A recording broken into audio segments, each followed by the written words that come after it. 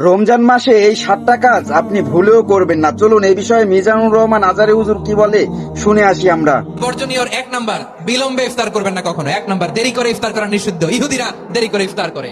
লা ইয়াজালুন নাসু আলা খাইরিন মা আজ্জালুল ফিতরা। বিশ্বনবী বলেছেন এই উম্মত যতদিন আগে আগে ইফতার করবে, এই উম্মতের কপাল থেকে কল্যাণ কেউ ছিনিয়ে নিতে পারবে না। চিল্লায় বলেন ঠিক কিনা?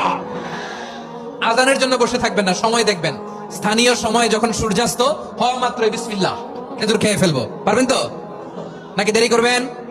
2 নাম্বার, রমাদানের পবিত্রতা বজায় রাখবো। কোন তর্ক বিতর্ক অশ্লীলতায় আমরা জড়াবো না, ঝগড়া করবো না, সরাসরিও না, ফেসবুকেও না। করবেন কেউ গালি দিলে বলবেন ইন্নী ইমরুউন সাইম, আমি রোজাদার। আল্লাহর হাবিব শিখিয়েছেন কেউ যদি তোমার গালি দেয়, কটু কথা বলে, অশ্লীল কথা বলে, রমজানে তুমিও বলতে পারবে না। তুমি বলতে পারবা ইন্নী ইমরুউন সাইম, আমি রোজাদার। আজকে থেকে নিয়ত করেন রমজানে কেউ গালি দিলে আপনি একটা গালি দিবেন নাকি? কি বলবেন? রোজাদার, রমজানের পবিত্রতা আমি ভঙ্গ করতে পারবো না। অশ্লীল নাটক সিনেমা আমরা দেখবো না।